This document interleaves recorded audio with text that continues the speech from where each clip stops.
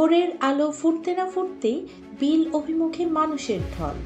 কারো কাঁধে পোলো, কারো হাতে ঠেলা জাল, খুইরা জাল, বাঁধাই জাল সহ মাছ ধরার নানা উপকরণ। দূর দূরান্ত থেকে মানুষ জড়ো হচ্ছে একই স্থানে। শিশু থেকে বৃদ্ধ সব বয়সী মানুষের উপস্থিতিতে বিল পাড়ে তৈরি হয় উৎসব মুখর পরিবেশ। সপ্তাহে দুদিন শনি ও মঙ্গলবার চলে এই বাউত উৎসব।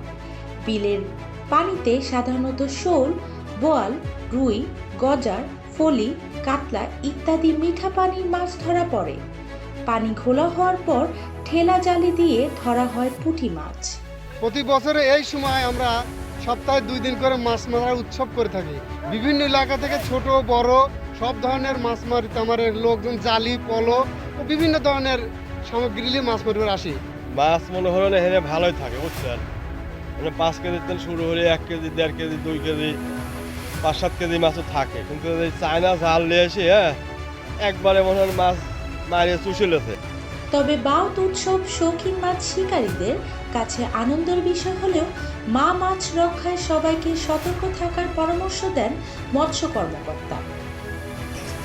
এলাকায় উৎসব হিসেবে পরিচিত এবং গ্রাম বাংলার এটা উৎসব হিসেবে নেয়, কিন্তু এই উৎসব পালন করতে গিয়ে মৎস্য দপ্তরের যে ক্ষতির সম্মুখীন হয়, যে ক্ষতিটা হয় সেটা ভেবে দেখা দরকার।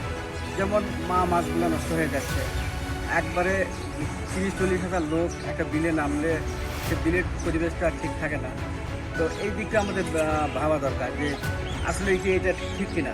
উপজেলা নির্বাহী কর্মকর্তা জানালেন, সরকারি পৃষ্ঠপোষকতায় দেশীয় মাছ সংরক্ষণ এবং মাছ চাষিদের স্বার্থ সংরক্ষণ করে এসব বিলের মাছ ছাড়া হয়, যেন মাছ শিকারীরা আনন্দের সাথে মাছ শিকার করেন। এই মৎস্যজীবীদের একই সাথে দেশীয় মাছ সংরক্ষণের জন্য সরকার বিভিন্ন সময় বিভিন্ন ধরনের পরিকল্পনা গ্রহণ করে থাকে।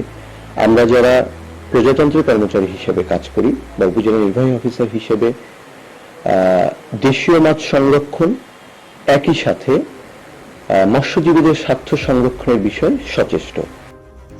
বাউত উৎসবকে আরও আনন্দময়ী করার পাশাপাশি দেশীয় প্রজাতির মাছ রক্ষায় সবাই আরও সচেতন হবে বলে মনে করেন স্থানীয়রা।